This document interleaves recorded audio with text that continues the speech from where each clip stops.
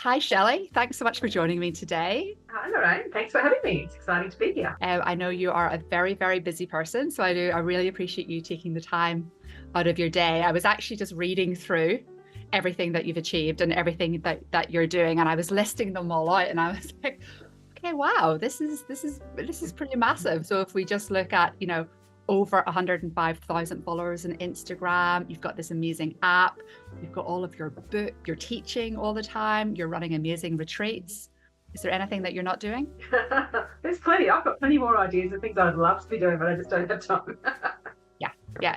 Time's the problem, isn't it? I wish we could get more time. So for our Morris and Sons community that maybe haven't met you before, I'd love you to give us a little bit of an insight on how you got to where you are now. I know you learned crochet at a young age and then came back to it again as an adult. How did that happen and what prompted that? So I've always been a crafter. So I've always done a craft at some point, some type. So I might, I'll find a new thing I want to do. I'll get all the things, I'll learn everything I can about it, I'll do it really intensely, and then I'll get bored and want to do something new. So, but repeat through my entire life. And just prior to picking up crochet again, I was hand sewing felt pincushions and selling them on Etsy and markets and things, hence my name, Spin Cushions, on Instagram. Right, That's I where did that wonder. comes from. Okay. Yeah, there you go. But I was getting bored. Like I remember sitting there thinking, if I had one more order for this peacock pincushion to make, I'm going to scream. Hilarious. So I needed something new to do with my hands, and I know I'll give crochet a go again. So, but it was different. Unlike any other craft I've picked up, within a year of designing patterns, it's just like I found my thing. My brain kind of I just got it. Deeply and intensely, and I have never done anything as long as I've done crochet. I haven't had a job as long as I've done this, so wow, it really has taken over my life. It's like I found my thing. That's so cool. I think lots of us are sort of still searching for our thing, so it's really great to hear that you've found your thing. And I think your story about trying lots of different crafts, and I think many of us are serial hobby collectors, but I don't think any of us are as lucky as you are to have been able to turn our love of a hobby and passion of a hobby into our business. I mean, that's really fantastic. I'm super lucky, and every now and then, like, it's hard. So I'm not going to sugarcoat it. It's hard work and it's long hours, and every now and then it's like it gets hard, and I think, okay, what's the alternative? Going back to an employed job and things. I think no. This is what I want to do. Yeah, nice. And you're very known for your granny squares predominantly, and your amazing sort of variations and play on granny squares. What is it about the granny square that you love and it keeps you coming back? I've dabbled in other things, but it's just the sitting down to design a new granny square. It's just the thing that makes my brain it's like it's my happy place. There's just something about the patterns and the maths and the problem solving. You make weird shapes into squares. That's magic, or it feels magic. Yeah. I just love doing that. So, I mean, that's why there's over 400 of them I've designed now. I don't actually know the proper number, but I've got over 400 designs on Ravelry now. So it's a big number. That is so impressive. That's really, it's really quite amazing. I just love the fact that they are, this nice little compact design. Like, you can get into a lot of detail in there, but it's what if you're doing one at a time, they're a nice little finishable size. Yeah, it's a great portable project. Like if you're commuting on the bus every day or something, a little bit of yarn and a hook, you're not weighing yourself down, you can complete a little project as you go. It's cool. Yeah, fantastic. A lot of your designs I've been looking at, they feel very organic and very nature inspired. I'm getting a sort of a sense of a love of water there. We've got names like Oceana and the Cove. What essentially inspires you and your work? It's interesting. I think it's more a subconscious thing. It's not a thing that I recognize. I mean, I just quite honestly, the name of the Cove, Sirens Atlas, all of those things came after I designed them. Okay. So I design them and then the name and the story appears. But just looking out this window, I look at the ocean. There you go. I'm pretty sure it's got a pretty big influence in everything that I do. Yeah. Just being able to look out there, the big expanse of blue sky, clouds, and the ocean is something that I really, really love and I really miss when I go to the city. So I think that's subconsciously very much an inspiration to my... Because I don't know how the designing happens. It just, I sit down and play and things happen. Yeah. So I'm pretty sure it's all subconsciously. Yeah, nice. Well, it definitely shines through. I think there's that lovely sort of airy, sort of ocean light feel in your work, which is really beautiful. And then if we talk about your design process a little bit more, a lot of your designs, especially in your books for beginners, they're all solid colors. They're all maybe like cream or white, but then you've got these beautiful intricate patterns where you maybe introduce tones of blue and stuff. How do you work with color, and why have you made this choice for these monotone patterns? I think colour's a very personal thing. Like, you may love pink. I personally can't stand it. That's totally fine. We can both be like what we like and not like what we like. But I think with a granny square, particularly one with an intricate pattern, even in just a small one, there's so many colour options. If I show you a colour option, there's 3 colours in this granny square. That tends to be what you see that as. Whereas if I show you it in cream, in one colour, for me, well, my hope is that you see opportunity for you to put your own stamp on it with your own colours and your own changing colour where you do 4 colours, 2 colours, 1 colour. It just leaves I think it's more a blank canvas for you to put yourself into it. That's my goal.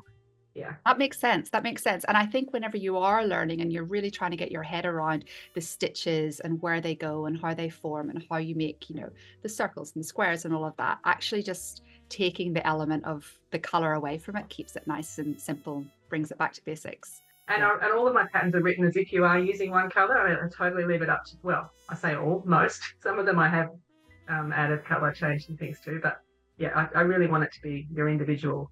You put your stamp on it. So, yeah. And for me, I mean, I also love single colour work. Like for me, I love most of all is like a huge sampler blanket made of every square is different and it's all one colour. Yeah. For me, it's the patterns and the textures and the shapes that I can see in that one colour. I love that. Yeah, no, it is. It is very, very beautiful. And then just going on to the yarn itself, what would be your sort of fibre of choice and your ply or weight of yarn? I always let what my end project is going to be determine what it is. So for me, it's always going to be a natural fibre. For me, I prefer that. Blankets, I tend to use cotton because it's the stitch definition and you can see the patterns and the textures really well. And it feels nice. It's nice and weighted, I guess. Yeah. Whereas if I'm making like something for neckwear, something like that, then I'm more likely to use wool. That's where I tend to go. And look, 4, 8, chunky, it depends on the project. Yeah. So like a baby things, I tend to use like a 4-ply, and a lot of neckwear I'll use a 4-ply, but I've made blankets in 10-ply, huge things. Huge things. Yeah, fun. Yeah, nice. And then if we just step back a little bit again to your business and what you've managed to build up, I guess, how did that come about? And you had your little Etsy business going, and was there a point that you decided that I'm all in and this is what I'm going to do and what I'm going to focus on? There was and there wasn't. There was because with the Etsy thing, that was definitely a hobby business. Like I was still day job, family, like the whole thing. It was definitely just a hobby business. And then when I found that crochet was my thing, I made a half a plan to I reduced my hours and as I built up my crochet business.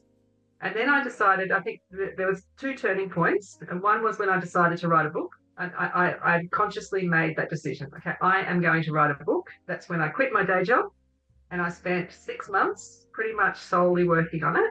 And that was a big thing to do. Like I was lucky that I was able to do that with, a partner with a stable job, all that kind of stuff. So that was one thing. Like I made that decision and I did a lot of research on how to promote it and do all those sorts of things. And then when that book was a success, like I honestly hadn't really thought past putting it out there. And then an award for the best crochet book. Like it was just like, fantastic. This is my thing. And then it was like, okay, I can do this. I do know what I'm doing. I do have the authority, even though I'm only relatively new to crochet. And okay, let's make it a thing. So I am now. I run a business. I'm 100% running a business. Yeah, you absolutely are. And it's a fantastic business. Like, and your reach, from where you are based in Australia is huge, and I guess that leads me on to my question about, being an Australian designer and the world that we're currently in now, because it's very different. I imagine years ago, being an Australian designer without all the social media and all the technology, you would have felt quite isolated from the international craft scene. How do you feel now as an Australian designer with everything that we've got? It's kind of weird because I never really look, I'm very, it's not that I'm self-centered, but I tend not to, try not to play the comparison game. Like, I'm doing this, you're doing that, I should be doing that. I do me as much as I can. I get caught up in it every now and then. But I've always felt connected internationally, like even with my social media before when I was still doing the pin cushions. I mean, I was sending them to New York, like, I was connecting with the world then. There's people all over the world. If I look at where my sales are, it really is all over the world. And it blows my tiny mind sometimes. Yeah, it is. Yeah, it's amazing. And you're obviously, your social media reach is obviously huge. Like that must be, I guess, a really great avenue for presenting yourself to the world. It is. It is and it isn't. Like I don't, it's changed a lot since I started. Reach is not what it once was. Like I may have 105,000 followers, but that doesn't mean that many people see my stuff. The number is way, way lower than that. Still, it's an awesome way to reach people, and I do reach people all around the world, and I have developed relationships. Like when I went overseas earlier this year, just someone came up and said, you were the reason that I got into crochet and started understanding it. I get that a lot in emails, but to get that in person when I was in another country, so lovely. It was amazing. That's really fantastic. What about, I guess, the crochet and the craft scene industry? What's happening here in Australia? Do you think that's something that's growing, that's changing? I think it's definitely, it's up there. Like my workshops, there's a lot of demand for my workshops. And when I'm going into yarn stores, I'm not just seeing knit samples anymore. I'm seeing crochet samples. Yeah. Which is absolutely amazing. It's great to see because for a long time it was, crochet would be just not as highlighted as knitting. Yeah. So I think that's really great. I think it's doing really well in Australia. I feel very supported. Yeah, I feel pretty good when I walk into a yarn store and see crochet. That makes me happy. There's definitely a big trend towards crochet. I mean, we're seeing many more people coming into stores and asking about crochet and wanting to get started in crochet. And I think in fashion as well, there's just a lot of crochet happening there. And, obviously the fashion world and the hand making world is very different, but it does influence the younger generation to want to give it a go, which is really nice. I mean, you do so many workshops and you do lots of teaching. What do you love about the teaching? What motivates you to do that? I love it. I love seeing people when they truly understand. Like, you can follow along and do a thing and then they'll ask a question. Okay, right, you're really thinking about it. You're really understanding what's happening. And when I can explain and show them an example, and they go, you can just see that understanding and the aha moment. I love that in a class. Nice. And when people say, it was worth it just for that, just to learn that one little thing, I love being able to impart that confidence. And a lot of the time when I'm doing workshops, all I'm really doing is just reassuring people that they are, you're actually doing it really well. Good job. Yeah. But I think we don't have that reassurance anymore. Like when I was a child, I learned off my mother and my grandmother. We all did it together. These days, you do it by yourself in front of the computer a lot of the time. So you don't get that instant feedback of, just do this a little bit differently or whatever. And you don't get that. I think that's missing in the online teaching. So I think you're right. And just that sort of that human interaction and just like being in a room with somebody who is passionate about something just changes your perception of it, right? It instantly draws you in and makes you, want to do it too. I think in-person workshops are definitely very satisfying for both parties. They really are. Yeah. What I'm finding as well is lots of people are coming into Morrison Sons and they're wanting to start, or they have started recently, and a lot of people have maybe started because of COVID. I think that was a real time where people went, oh, what can I do? And they maybe just picked up a hook and got some yarn and gave it a go. I'd love to know what you think about how important craft is just generally to people's mental health and well-being. It's so important. Like I get a lot of private messages and things from people who tell me their stories. Like, I mean, everybody has a story. Everyone's got something going on.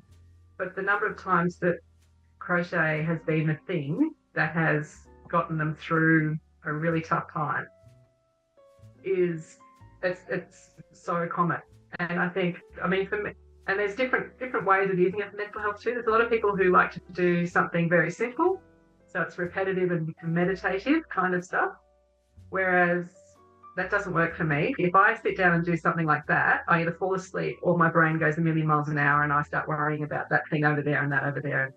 I need something complex. It's going to take my brain away and just completely immerse myself in the stitches. So, and it has helped me in that way. I mean, a lot of the time designing a new pattern, that's the best way to break out of, life dramas and worries and things for me sometimes, is just to completely have to concentrate on it. So yeah, it's super important. And I think don't know what you think, but in this day and age, I think people have just lost those skills of actually making something with your hands, and the sense of achievement that you can get from actually piece of yarn and making something that's not just function, it's beautiful as well, and it's unique, and it's solely yours. Yeah, it is really satisfying just seeing something come out of your own hands. Just, I made this. How cool is that? It's fantastic. Yeah. And then the social element, like I'm fairly sure that if you're a crafter and you meet another crafter, you're always going to get on. Like it's just a lovely community to be a part of. Absolutely is. And I mean, I'm in groups of people who love crocheting very, very often, and it's always a fun, good vibe. It really is. I mean, it might be quiet and concentrating, but it can be hilarious and very loud, and because people connect and new friendships form in workshops and other events, and that new meetups happen. Let's do social meetup. It's just, it happens a lot, and it really is the thing that connects people. Lovely. And if we just touch a little bit, Shelley, on your books, how many books have you published now? 10. Wow. That's really... Yeah, and I can't believe that. Yeah. You're quite prolific, I must say. 10 in how many years? What's your... Granny Square Flare came out in 2018. Okay. That was the first one. And my latest one, Corners and Curves, came out in July this year. That's amazing. Like, congratulations. It really is fantastic. It's such an achievement. Which one would you say you're the most proud of? Or are they all equal, like children? They're all different. Like Granny Square Flare, probably the first one, absolutely. It's still the bestseller, like to this day, because everything was completely new. I had never done it, so there was a lot of research involved and a lot of working out problems. And I made it the crochet book that I thought was missing. Like there were many crochet books out there, but I felt, well, that one's great, but it's missing this thing, or that one's good, but So I made a book that would make me happy. And as a crocheter who was looking for new things all the time, and I think it did that. But I'm proud of each one for a different reason. So the latest one, Corners and Curves, I'm really happy with, because one of the best things, it's a really niche thing, but making a circle go square, for me as a designer, is just something I really love to do. So every pattern in there, all 45 start as a circle and go square. But they're all completely different and different sizes and all that sort of stuff. And then making 3 different size granny squares, making them fit together in projects, also super satisfying, which is something else that I did in there. And I think each one I do, I try to think about the end user and make it as easy as I can for them. So like just a simple thing like putting a link to a glossary that you can download and print so it's next to you all the time instead of having to flick the book. So I'm proud of that one, the latest one, because I think I've covered a lot of those things. Yeah, fabulous. I guess every time you bring out a new book, you're sort of growing and learning a little bit more and developing. Yeah. And then you also have an app. I do. Tell me about that. Well, I had an app many years ago, because you've got your blog, you've got your shop, you've got your social media, you've got YouTube channel. There's just so many places to find different things, and I'm being prolific on all of them. It's hard to find what you're looking for. I get that. So I wanted a one-stop shop where you can just find everything at the click of a button. So that was many years ago, and then platforms change. I had to let it go. But then 2 years ago, must have been 2022. At the start of 2022, I thought, right, I'm having an app again, because I felt I really needed it. I'd just been through a whole new look website, all that kind of stuff. So so my app has my shop. It has contact me. It's got a link to my Facebook group, which where you can get help. Media. It's got YouTube links. It's got everything. One-stop shop in there. Yeah, that's made it easy for everybody, hopefully. Fantastic, fantastic. I know you've got tons of things happening, so this is probably a very dangerous question, but what are you working on? What's in the pipeline? What exciting stuff can we expect from Shelley Husband coming up? Or are you taking a rest?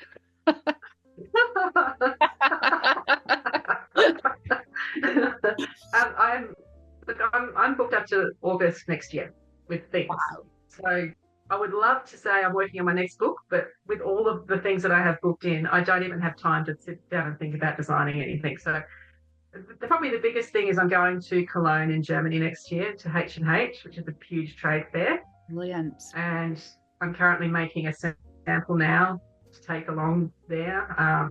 Yeah, that's a big thing. I'm doing a tour to Norfolk Island next year with 40 of my closest friends. Wonderful. I'm doing a retreat in Adelaide. So much. Yeah, this thing's going on. Yeah, that's wonderful. That's so good. You got to stay busy, right? Do you ever get a chance just to sit and crochet for the fun of it? Or is that not? Rarely. Yeah. I mean, my day is mainly at the computer. Like I'm up really early on social media, my emails, my everything, all the things you have to do as a solo business person. I do try and stop and get at least, an hour or two in, like, maybe before or after dinner, but sometimes you just stop. I appreciate that. Yeah, it's hard. It's rare. Unless I'm working on projects for a book and I have to. Yeah. Thank you very much. I think that was a delightful insight into your journey and what you're currently doing, what you're working on. You're very inspirational with everything that you've achieved. And I love, all of your patterns and your books. I think I have told you that I'm helping a friend work through your Granny Square Academy, which is really fun. And she's just loving it. But I think, you're doing wonderful things for crochet and the craft of crochet, and keep it up. Can't wait to see what you do next. Yeah. Oh, I can't wait to have some time to think about what to do next. So thanks for joining me today, Shelley. And any of our Morris & Sons community, they can follow you along on your, do you want to give us your socials? Instagram? Spin Cushions on Instagram. Yeah. And Shelley Husband Crochet on Facebook. Yep. If you type Shelley Husband Crochet into Google, you'll see it there. It's all there. Fantastic. Okay. Thanks very much. Thanks for having me.